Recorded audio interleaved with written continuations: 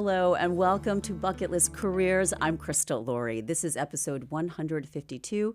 Thanks for joining me for another snack-sized 20-minute podcast packed with career pivot wisdom and great narratives. So joining me in studio today, we have Larchmont resident Joey Angelo and founder of the hot new spirit brand, Su Casa Mezcal. Joey, thanks for coming in. Thanks for having me. Appreciate it. Yeah, I love having a neighbor who's doing amazing things. You obviously started this brand recently. I think it's under 2 years. About 15 months. Going really strong. But you didn't start there. No. And we like to talk about your journey. And here, I know you've been for decades in this space, wine and spirits, but you wanted to break out on your own. So dial it back for us. You started in sales. Yeah, sales and marketing, working on all the big boy brands, all the ones you see every day. I mean, Grey Goose and Jack Daniels, and heavy into the tequila space, Herradoras and 1942s, and the Casamigos of the world, for years, and networking and building up, and kind of got to the tippity top. I just always had that. It's not quite mine. It's actually not that it's not quite mine. It's not mine. It wasn't yours. It's not. Learning so much along the way, for right? sure. Yeah, and I always and more so like what I don't like. People always like, oh, what did you like about it? I kind of go towards what I didn't like and what I would change. Sure. And that was, I don't want to say eating me up, but just growing and, getting older. I wouldn't say like I had a now or never moment, but kind of. Okay. An opportunity to present itself. And I took it, which was crazy because I really kind of just got to the tippity top of that industry. Yeah. And then I decided to rip the Band-Aid off and I love that. And we do thing. want to dig into the catalyst for your pivotal moment because most of my guests have that. Yeah. We'd love to hear how that happened. Yeah. But tell me about, you previously launched MARGS, canned margaritas, and co-owned a tequila company. Yeah. So it's safe to say that you knew what was needed out there. You saw the white space. Yeah. I saw the gap for sure, especially with mezcal. We were talking a little bit earlier, like the growth is just insane. It's like double-digit growth, and you hear it's catching up to tequila, and it's going to pass tequila, and all that kind of stuff. We all kind of get the same news feeds here and there. Sure. But yet, you grab anybody off the street and say, name one, I guarantee they can't do it. Right. Yeah. One mezcal. Actually, people can Google the differences. But explain to everybody the tequila mezcal connection. Yeah, for sure. I mean, that's probably the number one question, but to keep it as simple as possible, like think of them as cousins almost. So where tequila can only come from one agave plant, that's a Blue Weber, to be called tequila. Mezcal can come from several or multiple. And that's what I really enjoy about it. It could be a mix, it could be one, it could be singular, it could be a mix of 100. And it's also the cooking process. So it's roasted underground. And that's where you get that little bit of smoke. So think like a barbecue or a pig roast or that kind of thing, that little bit of smoke. Yeah. Ours is dialed down a little bit just because it's for the masses. We want it much more approachable than some. So a little less smoke on ours. It still has it, certainly, but it's for the masses. I read somewhere that you want people to drink smoother, not harder. Yeah, for sure. And there is a smoky component to mezcal. And it's apparently one of the biggest, if not the biggest, growing spirits in the U.S. By a mile. Yeah. So how did you figure that out? When did that happen? Yeah, so, again, being very familiar with that space, I just saw that gap, as far as like the approachability, even the name, like a lot of these names, like you just simply can't pronounce. Like the average American consumer can't pronounce it. And then I was able to trademark Sucasa. We could do the whole Mi Casa, Sucasa thing all afternoon I like if you like. I do like the name. And, it's catchy. And then I really wanted to kind of go left a little bit when everyone was going right. Like you look at the bottle, the aesthetics, the texture. It's a custom bottle. Oh, tell me about the bottle before we move on, because you designed it. Yeah, my partner and I designed it, and it's got a lot of texture too. It's really kind of reminiscent of like a water glass, like a Mexican restaurant. You see the bubbles on the side. Yes. So it's got that feel, and that's more for like, the bartender, or even the everyday consumer at a store. There's a lot of studies that like once you pick something like that up, and you touch it, you're less likely to put it down. Versus like a stock bottle that, most of these stock bottles you see, I mean, you could do Krista vodka in it tomorrow and nobody could stop you. It's not proprietary. Right. Our bottle you'll never see again. But you did come up with this recipe. I'm sure a lot of research went into that. Tell me about... A lot of cooking in the kitchen. A lot of trips to Mexico. That's kind of fun, actually. But tell me about that process. Yeah, it was, really, a ton of trips to Oaxaca back and forth, working with our distillery partners and really kind of getting it right. But that part, that whole less smoke thing, that was really kind of like our idea to appeal to the masses. It's not typical. So that part, I would say, I don't want to say difficult, but that was probably the most challenging piece of it. Okay. Yeah. And how long from start to finish? I would say we move quick. So that's the one beauty of being independent. It's not a giant corporation. So everything's speed and fast. We got to market in about 10 months. Yeah, I would say it'd probably take 2-3 years for like a larger company. And there's a family, the Garcia family. Yeah, for sure. Import from them. Yeah, tell me about that story. They're like an institution in Oaxaca. Grandfather, father, son, family owned. Everything is by hand. We're the first product they've ever imported to the United States. They just are not about it. How did you get them to agree? A lot of this, a lot of dancing. Well, I can tell you have a very vivacious personality, so that must be... I had to double down on it. So good for you. Congrats on that. Thank you. So that's also something that we talk about, transferring skills. So you have always worked in sales strategies. Yeah. And now you're an entrepreneur and founder. So what have you been able to take with you from your decades in that industry? You worked for Empire, I believe? I did. I worked for the largest distributor in New York for almost like 15 years. Yeah. And I did about 10,000 different SKUs, but all the big ones that you see every single day. So, I worked with those suppliers individually and, sales and marketing and network and relationships and all that kind of stuff. So how do you transfer that? Because, we want to also help people build their runway that are listening. And maybe they're in a situation similar to yours, have an idea, but what do you take with you when you leave corporate and then you strike out on your own? That is such an amazing question. Oh, thank you. Yeah, a really amazing question. So that was actually the most difficult, not in terms of structure and all that, because actually, like, as far as the culture and all that, I want to create my own, again, like, it's kind of not like what you do like, it's what you don't like, right? To make it better. But in the beginning, in the first couple of months, like, you said, like, my personality and the sales and all that kind of stuff, well, I found myself literally handcuffed to the desk.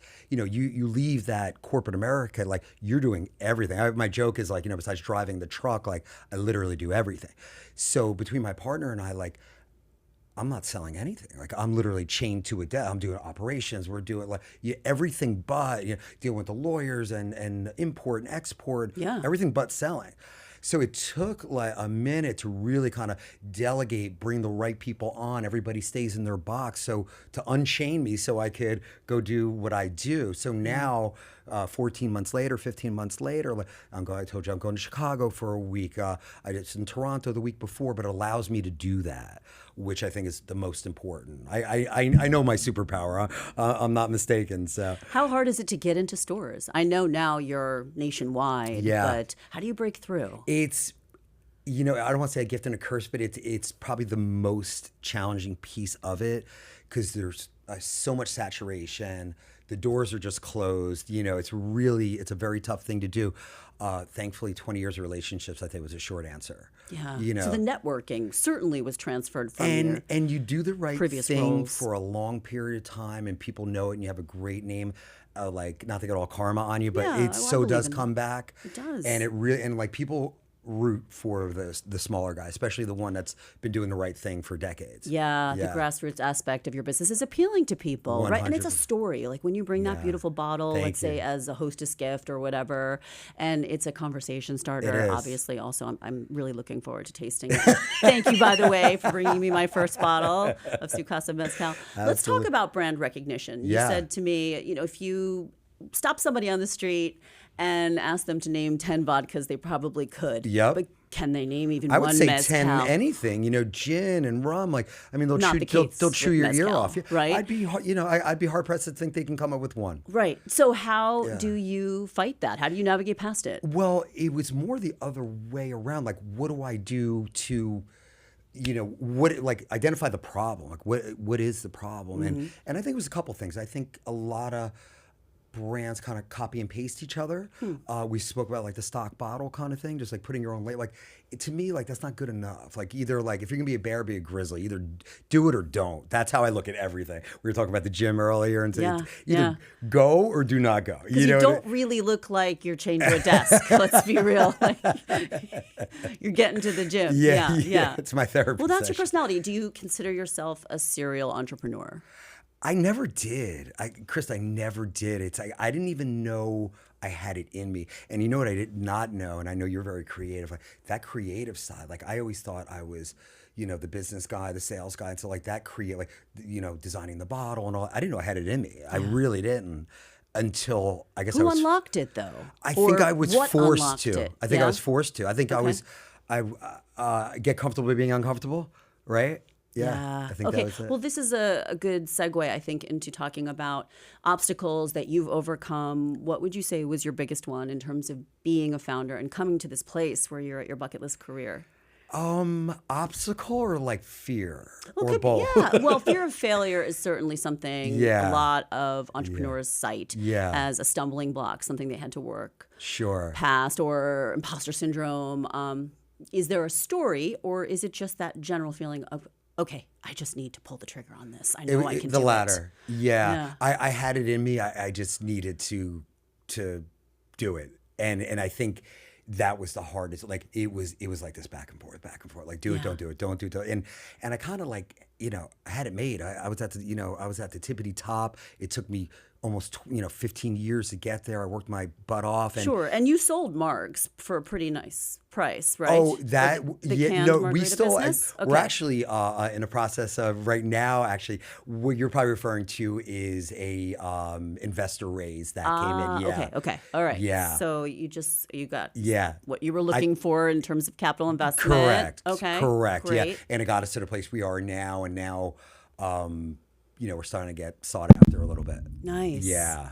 And you said you have something else in the works as well? I do. Yes, I'm doing a reposado version of my Sucasa. Okay. And it's more of like a coral type, same bottle, but more of a coral kind of color. Okay. And it's the same juice. It's just resting in Jack Daniel barrels right now as we speak.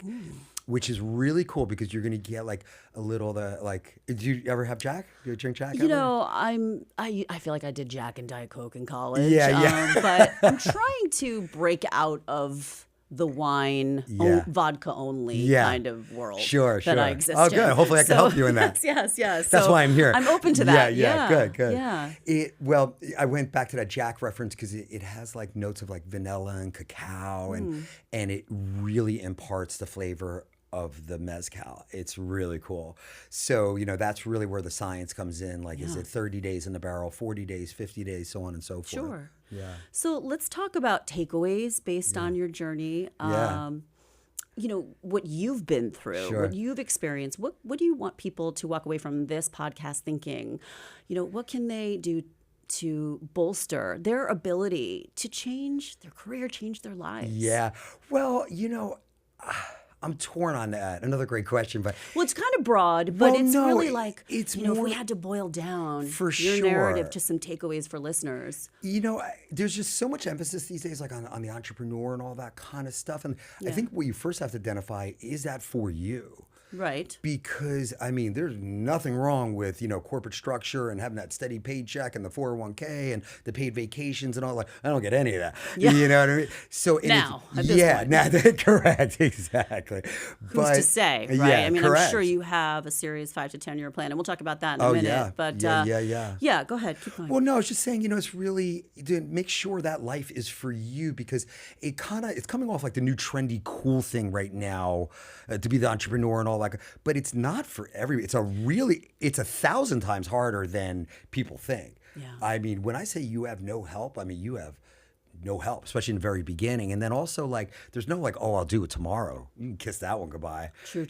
Weekends, vacations, late nights. It's like, I'll work till 10, 11 o'clock at night, like in the city or Connecticut. And I'll come back and I'll spend 3 hours on the computer. Right. And do you find, some tell me that it can be a little solitary, at least in the beginning. Oh, yeah, for sure. Maybe you seek out some others who are going through it to, like a support system. Oh, yeah, for sure. There's a lot of that out there, and it's cool. Yeah. And I like you didn't use a coach, coach, right? To help you? Okay. No. It's I was kind of like my own coach for 15 years and just kind of taking notes. I could see that. Yeah, and it's it was kind of cool. Like I knew I see had you having it a in me. podcast, actually. Yeah, I would love to. Actually. You are we should so collaborate. comfortable. Yeah. That would be fun. I would do it in a minute. And you yeah. can use LMC Media's studio on the Avenue, which Let's is where do we it. are now, everybody. Local. Local, love it.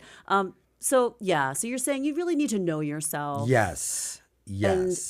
One last question on the takeaways. Do you Yeah. believe in diving in? Do you believe in being really ready in terms of timing? How would you advise people? Timing, not so much, because you could play that game for the rest of your life, and then all of a sudden 3 years goes, oh, it's not right. It's never the right time. Right. But what I do believe in, again, if you're gonna do it, do it. Not 1 foot in, like, or you're dead meat, in my opinion. Like, if you're gonna do it, full steam ahead. So make sure gut check time. Make sure you got it. And, Well said. Thank you. So tell us where everyone should find you on social. I know we can find Su Casa Mezcal in stores, but where can we learn more and where should we follow you? Yeah, sure. So at Su Casa Mezcal is the Instagram handle. SuCasaMezcal.com is our website. But what I would love, we're actually 98% of our business on premise are printed cocktail menus, which I'm probably most proud of. Oh. So we're the #1 seller at Tao Group, the #1 seller at Catch Hospitality, we're at Disney World, Satai Hotel, Dante, which is the #1 cocktail bar in the world. We're their featured mezcal. So all Strong like list. the best places like across the country, and Carbone and ZZ's and all the cool spots. Love it. Yeah. Love it. All right. This was great to have you. Likewise, I yeah. am looking forward to another opportunity, maybe a collab. Oh, I thought you were going in to say the another future. mezcal. That too. That's where we're headed everywhere. Correct. That's where we're headed after this. Yeah, guys, right. Just so you know. All right, Joey Angelo, thank you so Awesome. much Thank you for having me. taking I the time appreciate and it. coming and having Of this great course. conversation Thank you. with me. And thank you for listening. I'm Crystal Laurie. Once again, this is Bucket List Careers. Be sure to share any episodes that you liked with your friends and email me. You can direct message me at Bucket List Careers on all the platforms with guest ideas. Thanks so much for listening. Until our next episode, be well.